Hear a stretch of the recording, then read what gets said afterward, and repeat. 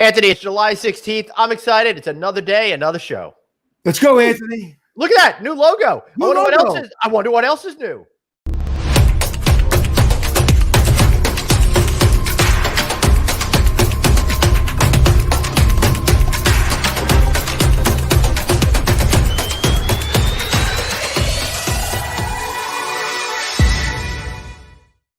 Yeah, baby. Woo! So thank you to our wonderful producer, Jeff. Great job with that, my friend. Look at that logo. That was a great logo. I love it. I like the feel. It feels 3D without having to wear those pesky glasses. That's pretty cool. I keep trying to reach out and touch it. I feel like calling you Mr. George Jetson. I know. I feel like his boy Elroy a lot of times. Dana's wife. So right on time. Colleen is right on time. Hi, Colleen. So I'm going to read you an email because I always talk about transparency and authenticity. So I'm going to read an email I got from my assistant this morning. Okay. She got it from Colleen, and it says, "I am a loyal follower of Anthony and Glenn. I do not like, but at the beginning of Hospitality Strong campaign, Anthony mentioned on his podcast that he would send a signed tie to anyone who donated $300. After this, they had a poker tournament where I bought a chair for someone who could not afford to buy in, dedicating the chair to my father. I have to this day donated $650 to Hospitality Strong. It is such a great campaign to help those who have lost their jobs due to COVID. That's just amazing. I'm very blessed to help in this regard and will continue to do so as I can. So I'm asking Anthony in big, bold letters, where is my tie? I have mentioned this before, and again, don't want to feel like I'm begging, but I have done something wrong. Does it take a long time? Does it go through the proper channels? Let me tell you something, Colleen. It's called Anthony Dropped the Ball, okay? And so I admit to it. So right now, Colleen, you can put in comments which tie you want. So this tie, this tie, or this tie. One of these ties will be yours. All right. So, Colleen, we know you're watching. The choice is up to you. Number one, number two. That's number one, number two, and number three. Okay, big choice to you. Just in normal ways. So she can actually, okay. All right. Daniel says he likes the third one best. Mike McManus also says go with number three. Okay. So wait. Which is number three? Right, I think it's the one on your okay, right. We'll start over. All right. So this is number one. Oh, we've changed the order. All right. That's now number one. Okay. This is number two. Yes. And this is number three. So number one, number two, and number three. Colleen, which one do you want? Put it in the statement, in the comments. And I just want to apologize, Colleen. You've been an incredibly loyal follower. We'd actually like to have you on one day if we can work that out. You've been amazing. Truly appreciate all your support. And we're going to start giving out the money that we've gotten. We've kind of waited because of the $600 government stipend. So we're waiting till people really need the money, but we're going to start this month. All right, the winner's number one. Colleen says number one. So is this number one, Colleen? No, you made that number three now. Yeah, but at first it was number one. Oh, God almighty. So anything but silk. Okay, so let's see. All right. All right. Colleen, you want number one, which was what? With this one? Was that number one? Uh-oh. Hey, Colleen, I got news for you. I'm going to send you. I'm going to send you all three, Colleen.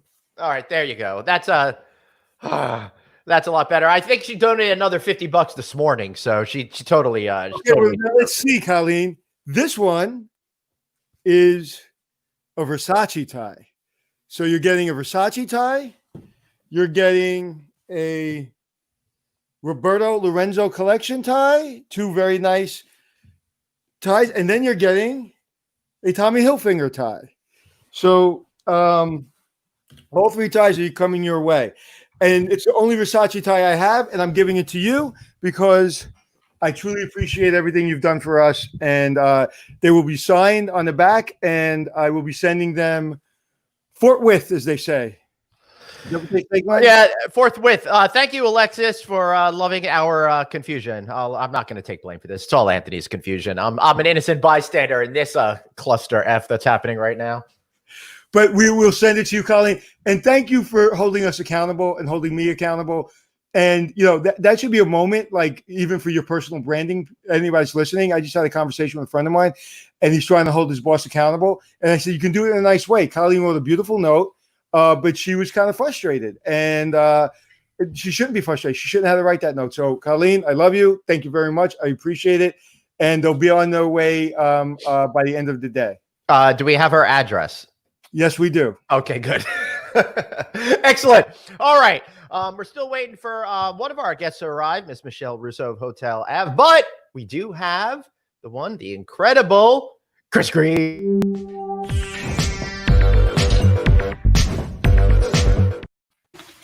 I love my graphic. Thank you. We love your graphic too. And it was a little shorter than Anthony expected there. We caught him having a little beverage, but I can understand it was very exhausting going through all that stress of tie talk over there. I don't have any Versace ties either, Anthony. So now we'll be even. Hold on. Now I'm going to tell you the truth about my Versace tie. I got it at Century 21 on the bargain rack. On the bargain rack. It wasn't cheap, but it wasn't a $500 Versace tie. I think it cost me $100. Right. So, but I got a Versace tie. Well, big tip to everybody coming to New York. Century 21 is the place for great discounts. When international people come from overseas, they'll buy an empty bag of luggage there and then fill it up with all the stuff from there because it's so great. I would get shirts that are $150 shirts for like $30, $40. Yeah, and they're real. Like, I mean, I've gotten $1,000 suits there for $300, and real $1,000 suits, not fake $1,000 suits. Yes, so it's one of my favorite stores. The problem is in stores like that, you got to work. You got to find it. You got to do the work. So you'll be standing there next to a suit that's $20. You're like, oh, that's disgusting. And then you'll stand next to a suit that's $1,000. You're like, oh my God, I need 70 of these. But they're only $300. So if you do the work, you'll find amazing products. Cool. Yeah. All right. So this has been a great show so far on fashion. Let's move a little bit to what you've been experiencing. Chris, we talked a little bit about you going on vacation and seeing all the policies and procedures at the different hotels. We got your feeling on Tuesday about what was going on in Las Vegas. When you were doing all of these trips, did it inform you of anything that you saw that were best practices that maybe you weren't doing, or just reconfirm that everything you and your company is doing was the right approach to what's going on right now with security protocols? It's a good question.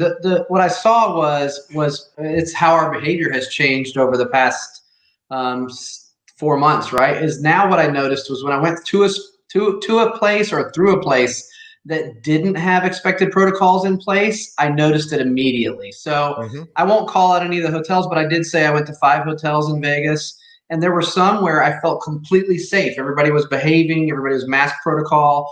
And then I went to a couple others that all of a sudden I was like, well, wait, where's the hand sanitizer? And where is I went in the restroom and they were short of towels and there was nobody wiping down door fixtures. And it just made me talk to my team this week about how important it is that we show a force and a support of this, because now it's become absent. If you can't get to hand sanitizer, or you can't get to PPE that we can offer our guests, or you don't have plexiglass in place, now people are like, where is it?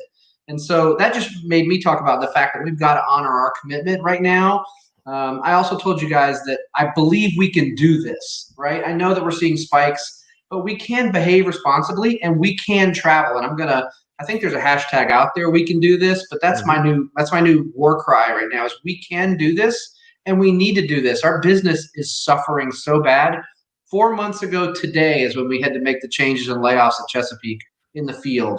And I can't believe it's been 4 months, and it's time to get back to doing something, because we cannot continue this. So I'm begging everybody out there that's watching and listening to be the very, very best you can be, citizen of what we're trying to do to protect each other and get COVID pushed down and get our business moving forward, because I really feel like we're at an inflection point. A second huge dip in our business would be more catastrophic than the first. Well, Chris, we called this like 4 weeks ago and we knew this was going to happen. So I'm at the point, I was having this conversation this morning, I'm at the point of acceptance that there are just morons out there that don't understand that this is serious, and they're potentially killing people, and they're dragging our businesses down. Now, So where we were going to start to really go, we are now going to be not even in third gear. We're going to be in second gear for a prolonged period of time, probably to the end of the year. So we had an opportunity to go into third with a potentially chance of by the end of the year going into fourth. We are now stuck in second, and we're going to stay in second to the end of the year because of people's bad behavior. We have to accept that. Your numbers are not going to go up much higher. They're going to be where they are until the end of the year. That's just the way it is. And that is 100%. I think that is 100% based on everything that I've seen, because those people made those mistakes already. We're not in first gear because other states have done a pretty good job. But when you're saying that you can't come to New York, you can't come to these states on the East Coast unless you quarantine for 14 days, you just did away with any small group business. Right. So we're there. We're in second gear to the end of the year, and we didn't have to be there. Right. Well, look what's happening. Guys, I just want to mention in Philadelphia, they've effectively banned all meetings of 50 or more people through February 28, 2021, according to Mayor Jim Kenney of Philadelphia. So, I'm with you, Anthony, and you were calling it early. You and Glenn were talking about this, and I was seeing it. I'm a super glass 3/4 full guy, so I'm trying to keep my team moving forward and keep the energy high. But we had a wedding. Believe it or not, we had a wedding in Milwaukee at one of our hotels over the weekend, and it went great. People behaved, but now I'm afraid that hitting third gear, like you said, we were out of second and heading to third, and now I feel like we stalled. I was on a call about all the OTAs and the performance right now with some really bright people yesterday, and I love listening to super bright people. And unfortunately, search volume has abated from what it was 30 days ago. Search volume is now off about 4%, and that is a leading indicator to a softening. So any ground and I don't want to be a naysayer, but it's just a fact. I mean, we're seeing it. We're seeing short-term cancellations in the portfolio.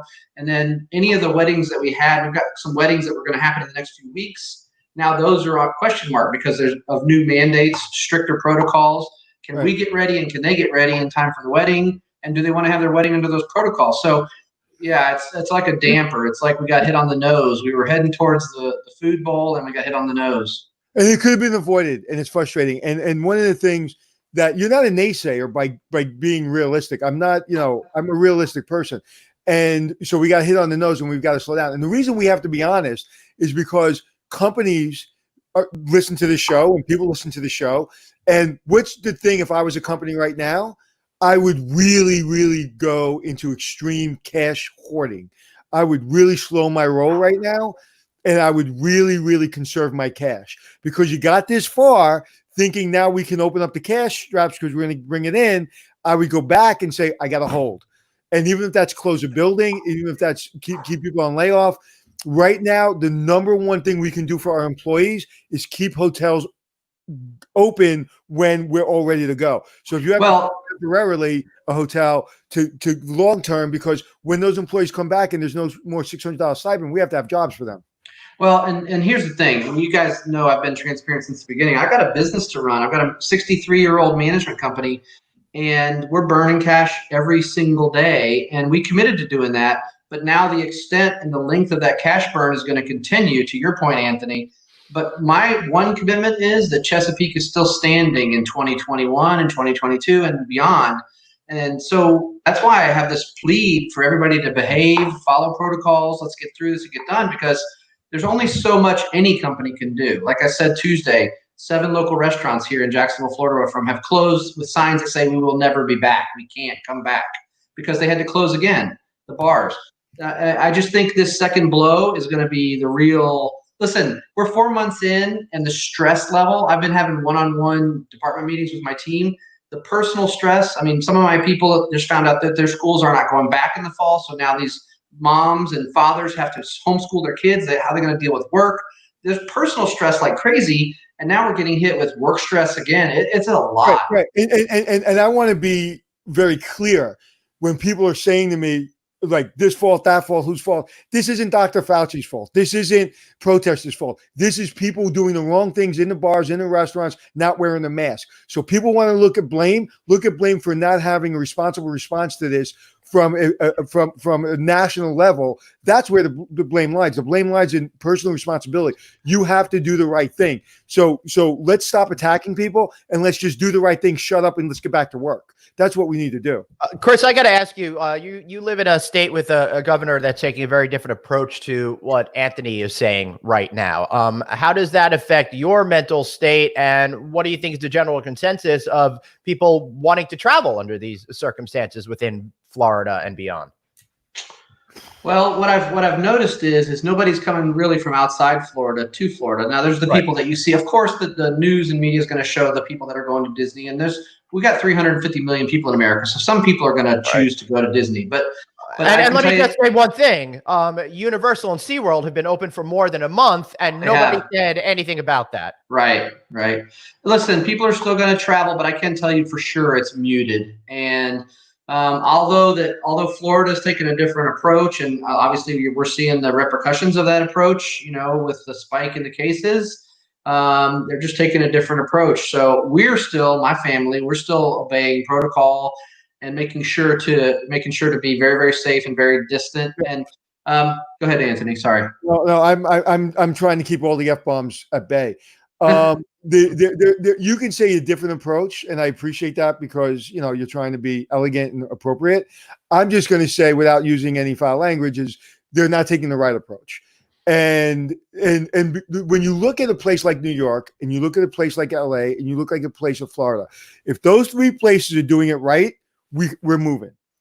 When Florida in the summer has the highest peak basically in the world, that basically shuts down travel on the East Coast because 1 out of 4 families, and this is a scientific survey that I just did 30 seconds ago in my head, 1 in 4 families go to Florida, right? To vacation. Everybody goes to Florida. Everybody goes to the East Coast.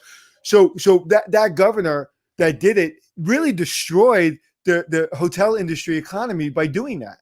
Well, Harris Rosen knows that, right? Well, look at Harris Rosen. Do you think if they did the right approach, Harris Rosen would be closed? The guy was basically on our show almost in tears. And then he had after spending $6 million a month for 4 or 5 months, he had to basically lay his entire staff off. And that literally broke his heart.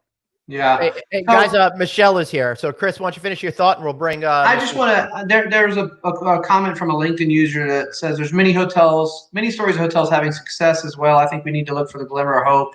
We get enough doom and gloom. I want to say, like I said, I'm a 3/4 glass half full guy. I had a hotel that was very busy this weekend, and I want that more than anything. But we are, like Anthony said, we're dealing with the facts, and the facts are that things are softening again. And the things that I thought were hopeful are starting to slow down a little bit. So we need to do everything in the world we can to keep them going positive. And that means what I said from my vacation. If you're going to travel, and please do, we will keep you safe at Chesapeake hotels and a lot of other great operating hotels. Wear your mask. Don't argue with the desk when they say we have mask protocols. Wash your hands. Do whatever you want in your room, but get out on the road. We just need you to. And for that person, he didn't use his name, so I don't know who it's a girl or boy or whoever it is. But the glimmer of hope. If you watch our show consistently, you would know we're 3 of the most positive people in the world. I am nothing but positive. My blood type is B positive, but I don't like to be bamboozled, and I'm not going to tell people something I don't feel. And we can be right. We can wear masks. We can travel. But the fact of the matter is, these states that did it wrong are destroying our economy. The person you were talking about is Melissa Jones. For some reason, it's not translating from LinkedIn to our mechanism. StreamYard are still working that out. But let me take this opportunity because Michelle Russo is here. I want to get her in on this conversation because I'm sure she's going to be absolutely delighted to come in at right this very moment. Hey, Michelle, welcome to the show. I got to tell you, I'm so excited to have you on. She's no stranger to the fact that I've been wanting to get her on one of my programs for a lot of years now. I am feeling a moment of victory right now. So you want to talk positive? This is a very positive moment in my life here. So welcome to the show, Michelle. Thank you for having me. So asset management, that's what you folks really specialize in at HotelAVE. What is your state of affairs right now today? State of affairs, unfortunately, is still a total lack of visibility. I think to Chris's point, we had some positive momentum in the leisure markets that literally ground to a halt in terms of new forward bookings. because of the increase in outbreak. I mean, there is definitely an inverse relationship to the increase in outbreaks and hospitalization and hotel demand. So you're seeing people start to get skittish about the notion of traveling now that the illness numbers are rising? Yes, and we could see it in our resort hotels where we were starting to get positive forward bookings for future dates, and that velocity just shut off. When you start seeing freezer trucks back up to the parking lots of hospitals, people get skittish. And I said that's the moment where everybody goes, uh-oh. And you're seeing it in Arizona, you're seeing it in Florida, parts of California. When those freezer trucks go into parking lots of hospitals, people get scared, and that's what's happening. It's true, and Florida was recovering very nicely. And to your point, summer is the season where being outdoors should be minimizing the impact, and it is about the protocols, the mask wearing, the washing the hands, the sanitation stations. And those states, unfortunately, had an opportunity to approach it a little bit more conservatively. And so now, look, we put out a newsletter every 45 days. The theme of our next newsletter is, 2 steps forward, 1 step backward, and we're going to keep seeing this progressively. It's just how interwoven, though, our economy is. And to your point, how a blip in Arizona or Florida also affects how people react to leisure travel decisions in the Northeast or in the West Coast. So. Right. I mean, we're talking now here in New York, they're required to show proof that you have to complete a form with contact information and travel plans before they can leave airports across New York State. So with that in place, I would think a lot of people are going to reconsider whether or not even to get on an airplane to the Northeast if they have to start doing stuff like that. And conversely, in Florida, I'm hearing the same thing. I know some people that came to New York from Florida and had to stay home for 14 days, which they did. But New York State is now checking up on people as well to make sure they're doing just that. Yes, and being from Rhode Island, we did that early on, and Governor Cuomo, who's done an amazing job, though gave us a little bit of a hard time about that early on, but I'm glad he's adopted that. People that criticize him, and again, Republican, Democrat, doesn't matter. No one knows my affiliation, so don't try to guess. People are always saying you're this, you're that. No. I talk about leadership, and I talk about, what do leaders have to do? They have to give you medicine you don't want to take, right? And they do it in a way of like, I don't really care if you like the medicine, you need the medicine, you're doing the medicine. Like yesterday, I take my daughter to the dentist because she's getting ready to go to college, and I was like, you got to go. And I don't want you to go either to the dentist right now, but we got to go because if you're in college and you have a problem, that's a problem. So you got to take the medicine you got to take. And that's what he did. So if you're looking at this through a Republican or a Democrat eye, you're looking at it through the wrong eye. I can tell you this, it may go up again and he's going to shut us down again. We were in phase 3 and the restaurants were supposed to open. He didn't open up the restaurants indoors. And as much as that hurts me, as much as I hate to see my friends lose restaurants and in pain, a lot of them are doing well in takeout, even better in takeout and sidewalk cafes. They're pretty loose with the sidewalk cafes, and it's working. But it's medicine we didn't want to take. But because of that, we're able to, like my family's right now shopping. I'm going to go out to probably have lunch, on the deck somewhere on the ocean. If he didn't do that, we'd be basically closed. We'd be back in stage 1, like in California. So 100%. Anybody that criticizes him, I would just like to discuss, why would you criticize somebody that did something that saved lives? Exactly. Our governor did the same thing. And we've had some of the lowest counts in the country. Granted, right? You're in Illinois, correct? Smallest state, but no, Rhode Island. Rhode Island. Oh, sorry, I don't know why. But Glenn, I want to. You made mention of flying and getting COVID tests, and interestingly, we have a resort in the Bahamas, and the Bahamas is requiring a COVID test in order to get on the plane, and within a certain amount of hours of that flight. And I will tell you that the demand to the Bahamas is extremely strong now because every person who gets on that plane knows that everybody else on that plane has taken the test within the same window. And there is a perception of safety and security. I mean, they're also doing all the other precautions at the resort, the mask wearing and what have you. But that action is creating safety and security for travel. And those type of actions are what we need. They're critical. And I would go to the Bahamas based on that. You know, my daughters are going back to college and they have to have a COVID test before they go back.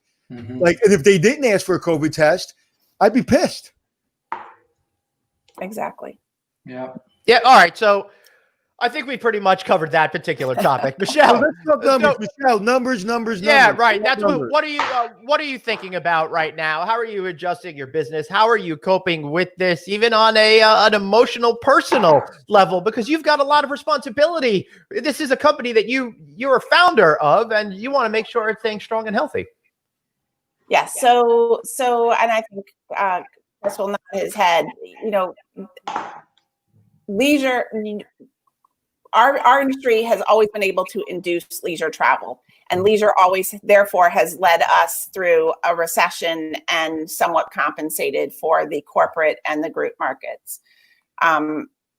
Unfortunately, there's no visibility on corporate or group. Group continues to go negative on a net basis, and what we hear from the brands when they talk to the key corporate accounts is that their travel policies are still in place as restricted for the next 2 to 3 months.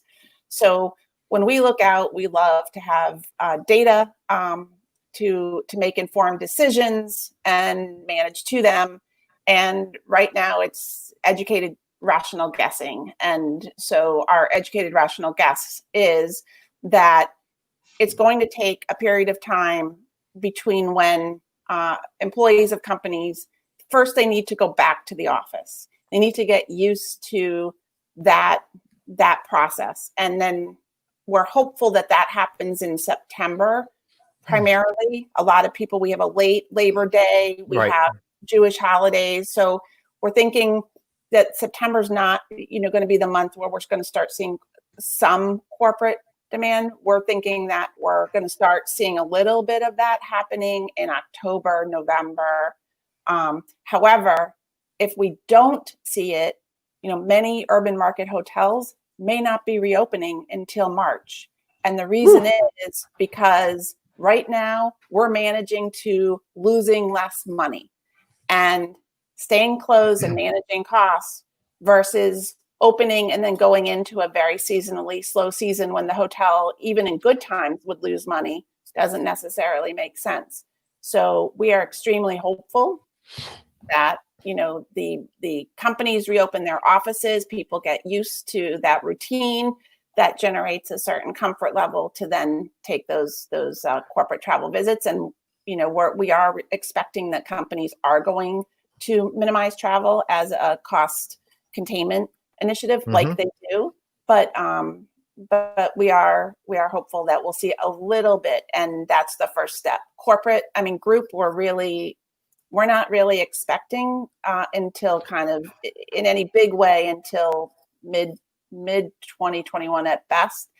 It would be great if some of the associations would employ some of these best practices that we were just talking about, like the Bahama Airline example, or Anthony, your daughter's college, because that could actually help, create some group demand if, everyone felt comfortable and that was a requirement, just like a badge to get into a certain meeting space. Yeah, I also recently saw somebody, if you do have a meeting, you could get different badges. One, you could come a little closer to me. Another, stay away. And another one that said, hey, I'm fine. Give me a hug. You know what I mean? Chris, Michelle's saying a whole lot here. Is this reflective of what you're experiencing in your company? Yeah, I think in talking to and speaking with key clients that companies are going to restrict travel, and so that L&R and K&R business is going to be muted for the remainder of this year. It may come slightly in the fall, but honestly, with the new spikes, we're watching that closely to see if those segments start hitting. leisure. I mean, Michelle's super smart. Her company's great, so she's saying all the right things, and I agree with her. I'm more worried now about group into 21. Somebody commented that MPI had canceled all events for next year.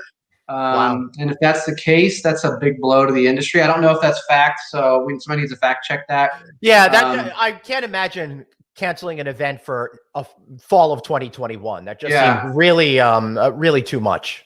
But you guys know the business I'm in. I'm in full service, upscale hotels with meetings, food and beverage, and so that's a severe blow. That means that you're going to be living on OTA, leisure, and some corporate transient for a while. Yeah, and I think that's it. I think for the next probably 6 months, that's where it's going to be. And if I was in charge of a major company now, what I would do is I would forecast based on that, take my 30-40% occupancy, forecast against that, keep my company surviving, and be happy I have that business and be happy that I'm surviving. But to have this vision of it's all going to come back. Yesterday, Florida and California had some of the highest death rates they've ever had. So the people who are saying that less people are dying, well, California and Florida are proving that incorrectly. They had the highest death rates they've ever had. So when people see that, and when you see doctors on the news saying, hey, we don't even have the PPE stuff that we need 4 months later, this freaking people out. And I don't care what state you're in. So they're like, I'm going to go drive that 1 hour upstate New York and hunker down in that cabin I'm going to rent. And I'm not going anywhere else. So that kind of travel and that kind of for those hotels, it's going to do great. Well, so I was getting all excited. We hit 764 TSA throughput the second. Now that's a holiday weekend, right? But then we stayed close to 7 for the week, and then we had 754 on the 12th. But guess what? Yesterday, 589. Yep, we looked at that this morning. 589, and that could be a lot of things. It could be the kids are going back to school. Could be could be a lot of things, but it's probably people are just freaked out. Listen, again, I was ready to go. I'm like, I'm not going anywhere right now. Yeah. So I was going to say, Michelle, I guess, we're looking at basically we've stripped out all those segments. All those segments, we're not really even forecasting them. If something shows up in a segment in LNR, KNR, we're on it like, hot as we can be. But we're only forecasting basically leisure, OTA, personal travel, some crew. Almost there's no group to forecast. So, and everything that we did have, the DNC, the RNC, which we don't know because I'm in Jacksonville, we have hotels there, but like the Ryder Cup, all that stuff is just evaporating. Every day we get a notice that like now this is canceled. So right now, as of this morning, I was watching some of the news, and they were saying that the RNC is going to try to adapt the event, have it more scaled down, have it more outside, maybe in the Jaguar Stadium or something like that. Chris, that might happen. So there's still hope from the hotel business side that you might have some guests in August for that. But we do, I think, really need some more of a national type of a plan instead of letting everybody do it for themselves. I think that's part of the problem that's being created here. But again, I don't think that's what we really want to talk about. Michelle, I want to ask you then, Chris said it's impossible to do any forecasting. So if you can't really do any forecasting, which I know you can't because you're nodding at me right now, how are you able to figure anything out? Just assume it's a worst case scenario and smile if somebody checks in? How do you rationalize all of this and make plans for what you're going to do to burn less cash? Right. That's what I said. The name of the game is about losing less money and making decisions where you sustainably lose less money. And so, and there are no forecast models for that. And like Chris was referencing, where we look at those macro data points, the TSA, we also look at, COVID related data points for a market, and we're looking at our forward pace. But Chris, it's interesting because, we start to think about budgeting this time of year. And we typically start talking to our operators about top line outlook and try and get consensus on that first. And, it's almost nonsensical to think about a 2021 budget, or maybe just to budget 6 months out. Right. It's know Right. it, to think about Yeah, it. You know? our revenue, we were on a call with revenue, and that's what they said. It's time. Chris, you normally send out or not me, but we send out guidance on budgeting, and we've pushed our budget process all the way to October 15th start date. And I'm really, in this world, I think our owners, they want 13-week cash flows is all they really want. And as a matter of fact, I told you guys we were taking on a couple new hotels, and we had to write pro formas, but I put a humongous asterisk on it that said, this is a guess, because Right. I really don't know. And for But me, really, it's an educated guess, which is, listen, those performers will probably come true because you are living it and eating it every day. So these are performers based on all the things that you've seen, and they'll probably come close. And I think that, we know where we are. Like, if I had to do a budget now, I know where I'm going to be. Basically, yeah, I don't think you're going to see numbers go below 500 in TSA. I don't. In 2 weeks, Glenn, tell me if I'm wrong, but I think that that's where the number is going to be. It's going to be anywhere from 500,000 to 700,000. And I think we're going to be around the 30 to 40% Agreed. up into the end of the year. I think that you're not going to go below it, and you're not going to go higher. Well, let's take a real quick look at the numbers through from June 28th through July 4th, 2020. Occupancy was at 45.6%, while ADR was at $101.36, down 20.1% from last year at this time. And RevPAR was $46.21, down 44.8% from a year ago. When you look at it a year ago, pretty horrible. When you look at it compared to a few months ago, not so bad. So are you thinking those numbers are going to start to drop out again, or are you just hoping that they're going to at least remain in that kind of range? See, I think the other thing about this is that it's call it barbells or tale of two cities. Like, I know you can't have these general statements because we only have leisure demand to really talk about right now. Maybe some. Yeah, it's really tough, Michelle, and I get exactly where you're coming from, because one of the things that I've always said is that you look at the industry numbers and it's really more about conversation and sport. It's not about the reality of what any individual property is experiencing. There are just so many factors, a multitude of them, depending on if you're in a city, in a tertiary market, who's down the road, and all of this kind of stuff, your ability to actually do sales, right, Anthony? I think you're going to see the next couple of weeks the spikes, but I think the message has been sent. Like I said, those freezer trucks got people's attention in those states. And I don't think you're going to see the same kind of spikes 4, 5, 6 weeks from now that you see now, because I think as a whole, as a nation, I think we're getting with the program. I mean, the governor of Oklahoma, who said, don't wear masks, it's not a big deal, this is a hoax, basically, is now got COVID. Okay. So the guy in Brazil's now got COVID. So I think that people are still, I think they're still they're starting to realize. So I don't think you're going to have what you had in the last few weeks. You're going to basically have kind of middle of the road. You're going to be like this a little bit, as opposed to like that. So I think that's going to keep us stagnant through the end of the year, unfortunately, until we have a vaccine.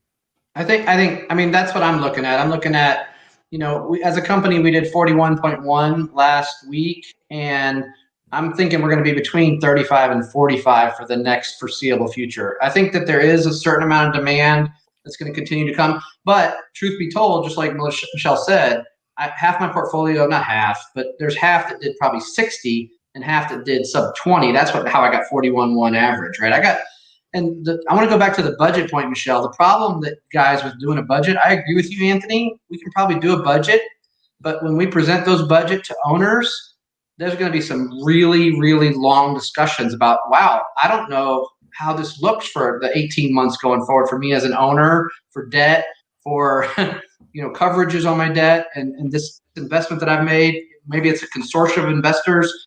You've got a lot of wide-ranging implications on. So we're trying to wait till we see the whites of the eyes before we make the budget, because I mean, you're going to send. Nobody ever wants to send super negative, and I love being transparent.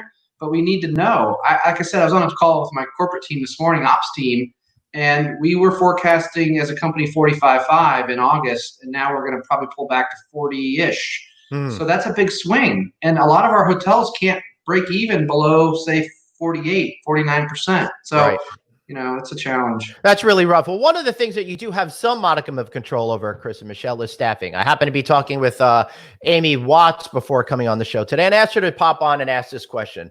What do you think is your future of staffing? I said maybe a lot of cross-training in non-union hotels and that sort of thing. And she's also curious about third-party task force agencies and stuff to fill specific roles. So how are you approaching overall your staffing of each individual property, and what are some of your options in the future? Maybe Michelle, kick this one off.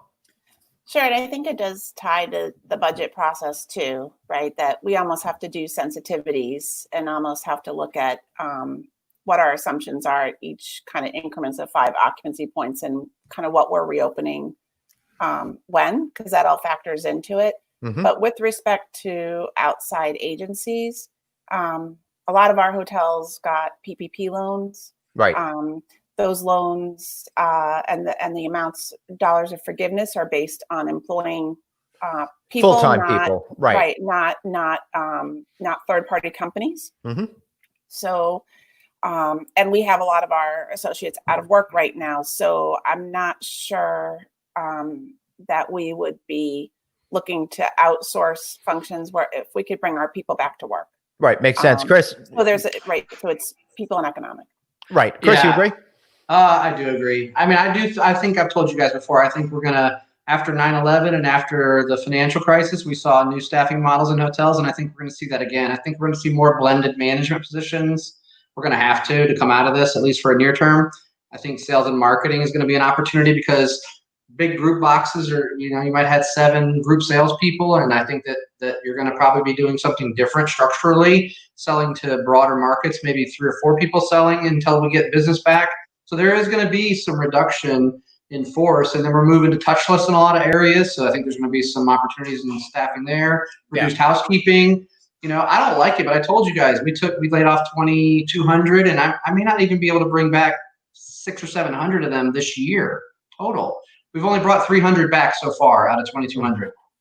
We have a client that had to go to a task force outside agency starting today because they have business. They're very, very busy, but because they have a water park and they're a leisure hotel, but their employees are getting the $600 a month, so they can't come back. So they have to use a task force.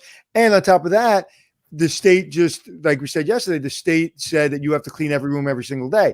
So they're forced to clean every room every single day. They don't have the employees because they're incentivized to stay home. So we have to go to a task force, and then we have to double the pay of the task force that they normally get just to get the employees back. So they're paying double the price or whatever it is to get task force people because their own employees won't, because the government has put a ridiculous mandate on them by incentivizing employees not to come to work, but also telling us we got to clean every room. So I'm going crazy for Cocoa Puffs. Right. And Anthony, I bet the other thing too is, there's restrictions on the J1 visa associates, so that I bet if it's a seasonal resort, they typically rely on those people who are not allowed to come here. I had another client, same problem. They clean the rooms themselves, literally, her and her husband. So it's exactly so. So on one hand, when you're trying to help, which is understandable, you're hurting on the other hand. I got to do a quick fact check here. You don't actually go crazy for Cocoa Puffs. It's cuckoo for Cocoa Puffs, Anthony. I don't want to be accused of spreading fake news on our show over here. All right. This is a very tricky situation for you folks to be in. Obviously, the most challenging parts of your entire career here. So, what now? I mean, are you just in this weird holding pattern where you don't really feel in control of your own businesses to some extent because of all the situation and some of the rules that are being put in place around you? How do you even cope with that? And I guess, Michelle, I'm really getting to that psychological aspect of it. How do you wake up every day and face challenges that were expected and a lot of unexpected ones that keep coming at you day after day after day for months now? Right. Well, it's never been busier with not a lot to show for it. Right. Well said, Michelle. There's no playbook for this. So all of us in the industry have been insanely busy creating playbooks, processes, and protocols for things that are new to us. And to some extent, I think we've done a good job as an industry in some areas with open architecture. And what I mean is, I feel like the brands did a good job sharing through the AHLA their best practices in cleaning protocols. And we benchmarked all the different major brands relative to the CDC and the AHLA guidelines, and, found that people were very much in line. And that sharing of best practices is key, because as an industry, we have to create confidence across our industry. I keep saying cleanliness should not be a competitive advantage, Right. And so as an industry, I think we're really trying to share our learnings. That's, I think, what we're trying to do, with our newsletters that we've been putting out more frequently. And it helps everybody make informed decisions. I mean, the lender community needs this information. They can't stand making decisions without visibility. And, they have to, they don't have to, but they've been working with all of us, and our best guesses. Yeah. And so, Michelle, what about some of these new revenue streams? For example, we heard a lot of people saying, "Hey, office away from the office" type of things. And hold on, there's another comment. Keep in mind, schools are going to e-learning, and parents are thinking of doing staycations and educating on that. Is that a realistic possibility? Both of those categories. I mean, I think they've been, marginal, more marketing than impactful. Right. And I would argue that the e-learning, distance learning, and destination locations probably is a bigger driver of second homes or that type of thing versus, a hotel room or a suite. I mean, anecdotally, we've just heard that, homes right in the Hamptons. I've a girlfriend from college she sold 8 homes sight unseen. She just puts the Go Cam in, walks through, people say, "I'll take it." And we're seeing it here in Rhode Island.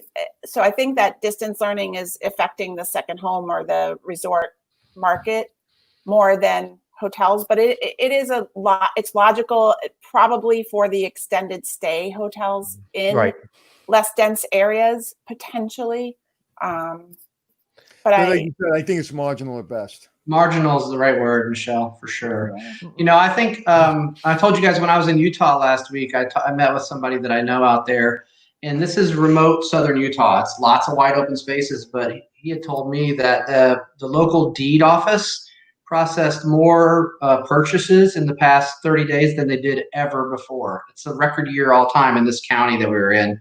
And I mean, to me, that speaks to people that have had enough, and they want to get away and have space and maybe have a place to go that's wide open spaces. So none of that's super great for the hotel business, but we need people in dense locations at our bars and on our airplanes and in our banquet facilities. And I think that it's going to be a hard road getting that back. It really is. Yeah, and it's not only like in New York, there's people fleeing, by the droves. I just had a friend who's going to buy a house in New York and said, "You know what? I'm going to Arizona. I can get a lot more from my house. What am I doing here?"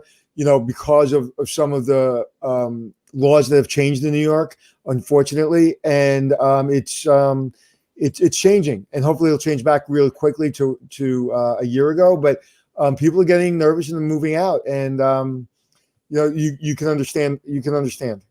Yeah. We have close family friends that are ditching.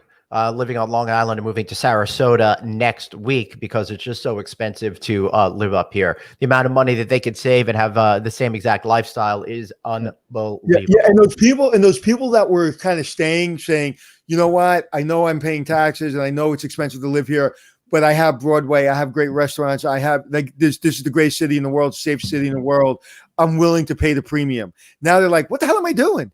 Right. Well, we don't have any of those things anymore. Right. What we do have still is the vast majority of my local taxes go to the school, and I got 2 kids in school, and it's a great school, and it's going to really be good for them. So I can rationalize it in that way. A few years from now, maybe not so much.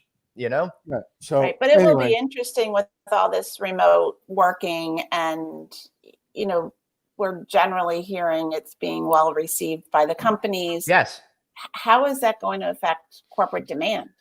How is this technology going to affect corporate demand? I mean, it's, 28 days to make or break a habit. Well, this is a habit now. And, again, our current thought's a total guess, but our view is, but this type of technology is going to decrease corporate demand for short length of stay, quick one night trips. Oh, But I think corporate business is going to be off. 3 years from now, it'll be off 20% pre-COVID. I don't think it's ever going to come back. I don't think it's ever going to come back because it is more comfortable. It is working. I had a meeting yesterday that I was so happy after the meeting. I was like, this is a good meeting. And I felt I got so much more out of the meeting through Zoom than I would have in person because it felt even more intimate and everybody was paying attention. Yes. Yeah. I would like to add to this. One of the big trends that we were seeing pre-COVID was the rise of the digital nomad. The whole notion of you don't need to be tethered to an office. You don't need to even be tethered to a company. You could work wherever you want from at any time you want, anywhere in the world that you want. So I think that trend is going to be accelerating because on this show, we've determined that all the trends that were in place are just accelerating right now. So there is opportunity, I think, out there in order to find those particular type of customers. A lot more challenging because you can't just go to one company and get thousands of potential customers. You're going to have to go find them individually. But it is important to, as we start to shift things around, that is one growth possibility for stuff. Even though at first it may be as challenging as trying to find, Michelle, what you had said, those workers to come in and just use your office away from the office type of a scenario. Chris, you're nodding. I want to hear what your perspective is. Well, no. I see Jason Carr commented, this is not the new normal. It won't last forever. And I'm going to beg to differ because I was kind of that guy. I was like, we're going to get a vaccine and we're going to be back to the old days. But to Michelle's great point, we've had 120 days of working remotely and seeing corporate accounting teams work remotely and people putting in systems to make it work. We've never had this long of a test to see if this stuff works. And now people are seeing that it works. I think it is going to affect us long term. And I think I talked to two of my friends. They're on no travel for their company. He's in insurance. No travel all next year. No travel. What? Yeah, no travel. They want their company has put down a hard mandate. They want him to use tech services. So I have a friend in New York that just relocated her business from one avenue to another, just put a lot of money into the renovation. It's beautiful. And they're figuring out that, you know what, we're going to go into a mixed use space. We're gonna meet once a week. Our team's gonna come in once a week. We're gonna work remotely, and we're just gonna use one of those. What's the name of the company? The famous company that does the mixed use, where everybody works in the office. What is it called? Help me out there, Glenn. WeWork type places. Yeah, but what's the name brand one in New York? Anyway, there's a lot of ones in New York. Okay, well, thanks for your help. All right, hey, that's what I'm here for, to support you. Thanks for flashing that comment. That was important. Let me bring that up right now. Michelle says, speaking with MPI Global right now, nothing has been canceled on global level, and they're meeting at the Gaylord, Texas on November 3rd through 6th. That's pretty great. So that's hopeful. A lot of these, sorry to interrupt, a lot of these associations, if they cancel, they're losing millions and millions of dollars of trade show income from their vendors. So I guess I'm just going to say, of course. Right. You know? Regis, is that what you were referring to, Anthony? Were you thinking about Regis? Okay. WeWork. Thank you, Mark, for saving me. I said rework like 5 times. Oh, I didn't hear you. I'm sorry. I think you said something else. I heard you. That's because thank you, Michelle, for defending me. Anthony's used to relating me to no work instead of WeWork. So that's this is a person that spent a lot of money on officing and now realizing that it's working really well. Her company's working really well remotely. They need to touch base once or twice a week, so they will. But they can do that relatively inexpensively by going through a WeWork. And so that's, I think you're going to see more of that. And to Chris's point, I agree that this is, what do you say? It takes 28 days to enforce a habit. What was the word you said? Make or break. So like, listen, we've gotten used to it. In the beginning, I really didn't like doing this show from, my house every day at 12 o'clock. And now I'm kind of like, it's kind of working. That's because you had more than 28 days and you've created a habit. Although, you probably think working with me is a bad habit. All right, Chris. Listen, I know you had to wear pants one day when I went to Garden City. Every other day, I didn't have to wear pants. That's true. This is the no pants, no vacancy show. All right, Chris. I know you have a 1 o'clock, so you have to get going. Any final thoughts before you leave us, sir? I'm still going to say we can do this. I know there's spikes going on, but if you can travel safely, wear your mask, wash your hands, take wipes with you, be considerate of others. Please, me, Michelle, Anthony, Glenn, all of us need you to do that and travel. And trust us, operators, that we're going to take care of you and have clean hotels, because we are. We've been working on it for 4 months. So, Chris, and that's interesting because you said, like, listen, we can do this.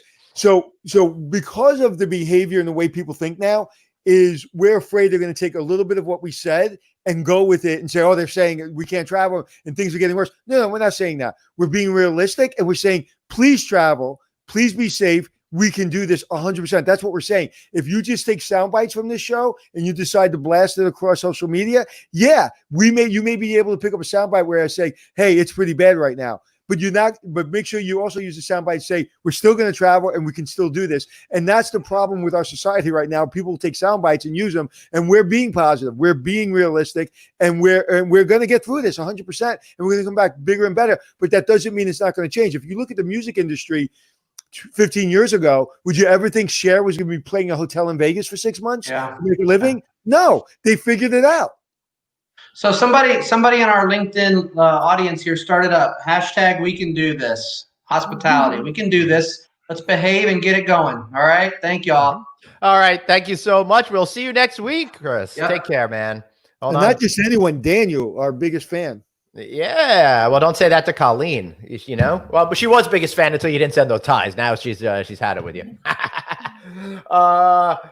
Let's see. What other comments we got there, Glenn? I'm just looking at the comments. Viable companies to work from home. The business is going to work remotely. It means that tourism is all that we have left. No, I disagree with that. It just the people that are in danger.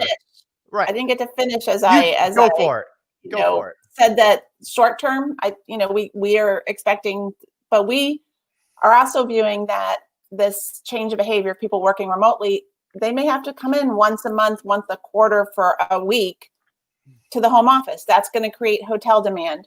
Or I used to make 3 or 4 trips to New York in a month. Now I'm going to make 1 3-day trip instead. So We're thinking length of stay, and also this changing, it's just going to create a different demand pattern. We just don't know what it looks like exactly yet. I agree. And always love to tune in when I can. I'm working from home. So that is a really good aspect about people working from home. More chances to listen to No Vacancy Live every day at 12. Yeah. Peggy's a friend of ours, a friend of the family. And please open up the theater. She'll understand what that means. We need to open up the theater, Peggy. So when you're talking about a reset of people working in offices or not working in offices, Michelle, you make a great point. I think it could be a big business driver. And producer Jeff actually said something offline. There may be more of a need for smaller meetings that will help keep us all in business. The companies that I'm most worried about are all of the companies that do dry cleaning and focus on lunch and all of the support services for people coming and going on their commute. I've got one friend who works for one of the big banks in IT.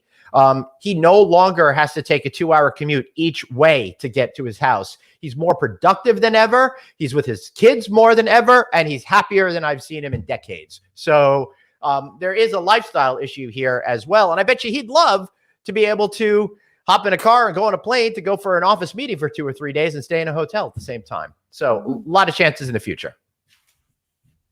Anthony, any other thoughts, sir? Hi, my name is Anthony. That's excellent. Michelle, any final thoughts before we wrap up and let you go today? Yes, I'm going to echo what Chris said. And I have a classmate that lives in Hong Kong, and she sends me pictures, and I should send you some. But it looks like Times Square pre-COVID in Hong Kong now, but they are so good at wearing their masks. No one goes in anywhere without a mask, and they're constantly squirting the sanitation, hand sanitizer. And she said that's been the key. And everyone complies with that, and that has enabled them to increase their density of interaction relatively we're quickly. seeing that in New York. I would say the majority of people in New York are being good citizens. Makes a difference. Yeah, it's going to expedite our recovery. Yeah. Speaking of Asia, Japan is doing a great job as well. Their whole country seems to be on the same page. They've got their act together, and because of that, they've pretty much everyone's wearing masks, but they've lifted all the restrictions, and I think their unemployment is like really, really super low, almost at record unemployment levels. So it can be done. We just have to do it if we all do it together and all realize that we're a society and we all have to look out for each other. But isn't it really interesting? I'll use that word. 4 months later, we're talking about the basics. Remember, the book, Everything I Learned in Kindergarten. Remember that book, Everything I Learned in Kindergarten? Mm-hmm. Everybody read the book, please, and we'll be in much better shape. Read the book. All right. Michelle, how can we find your company? How can we find you? All of that kind of good stuff. Shameless plug time, Michelle. Oh, so www.HotelAVE.com. And you can go on and to the thought leadership section and get all of our newsletters and research, and sign up for the newsletters if you'd like as well. We're invested in, the industry recovering and doing our part, not just for our owners, but for the good of everyone, because it's a macro recovery. Right, it's a market lift that we've got to all support. Listen. We were just talking to guys in Vegas, and they're doubling down on investment. So it's going to come back. It's going to be better than ever. It's going to be cleaner than ever. We're going to feel better than ever. And listen, the people that couldn't make it, it's going to be the business that couldn't make it's going to be horrible. They'll hopefully reinvent themselves. The number one priority. I'm not overly concerned about the economy or business. I'm concerned about people not dying from this. So be safe, wear your mask. That's the number one priority we have to be. We will recover. We're Americans. It's the greatest country. We'll be back. But we've got to read the book, Everything I Learned in Kindergarten. Just pay attention. Be kind to each other. Excellent. Great. And Michelle, we'd love to have you back again. And the next time you come back, I'd really like to know why you call your state Rhode Island when it is not an island at all. So figure that out for me. Let me know. It's a big mystery in my life. All right. All right. Thank you so much. We'll see you again real soon, I hope. Wow. Aren't they thinking about changing the name of Rhode Island? To I don't know. What? Washington Redskins? I don't know. Maybe, Jeff, you can look that up on Google. But what I want to say, I think it's really important because we're here, right? We're here. It's 4 months. It's crazy. We're kind of not where we need to be. We're back in second gear. Hopefully we won't go back to first gear, but I think we're in second gear. We're going to stay there a while. So we talk about personal branding, and what's important about personal branding is consistency of your brand. If you're that person that's always late, then you're consistently late and people know that's your brand. If you're consistently on time, yada, yada. If you're consistently a good person and your temperament is a good temperament and people can depend on you, but now because of 4 months, maybe you're drinking a little bit more, maybe you're yelling a little bit more, maybe you're a little bit more depressed, maybe you're a little bit more upset. The number one most important thing is to be kind to yourself and to realize this is a marathon. Unfortunately, it's not a sprint, and you have to dig deep. You have to be consistent to your brand and to your behaviors pre-COVID and not allow yourself to basically the weakness of getting back into or bad habits. And I'm personally struggling with that from time to time where I'm like, you know what? I've got to not lose my temper. I've got to be patient. That is my brand. I've got to continually try to be the best I can. And because this is lasting longer, I am I'm going back to my brand every single day and saying, Anthony, you're better than this. You don't lose your temper. Don't have that extra drink.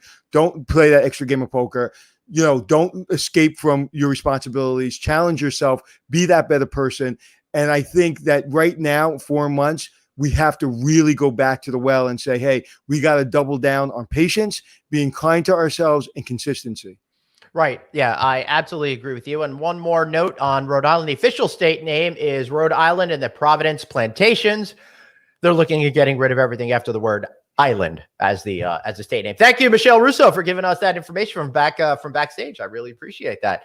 So, Anthony, I think it's time to wrap up today's show. But before we do, I want everybody to text the word hotel to 66866 for our weekly newsletter. Get all the information you need, such as information on next week's hotel reboot event, as well as a great webinar that you're doing through Hospitality Success on Tuesday. Correct, Anthony? This Tuesday at 2:00, we're going to be talking about whether you're a branded hotel, going from a branded hotel to being an independent hotel. We're talking about the 7 steps you need to take. It's free. So please go to hospitalitysuccess.com and you'll learn how to sign up. So please do that. And then next Thursday, a week from today, we're going to be doing a Facebook Live, me and my partner, Jeremy, about, again, talking about how to run your business through COVID. And we're going to have several steps of how to do that. So we're going to be breaking it down through one of my Hotel Impossible shows on that Thursday. So fun.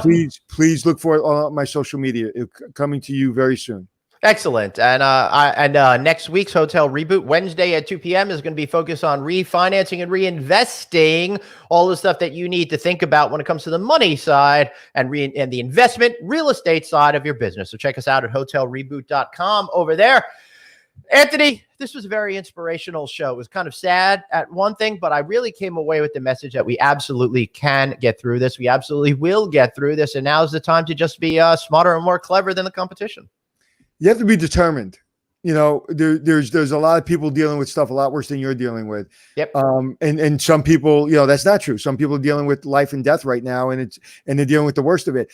And it is going to get better, and life goes on, and you've got to be kind to yourself. You gotta have patience, and you got to talk yourself down. Right. Excellent.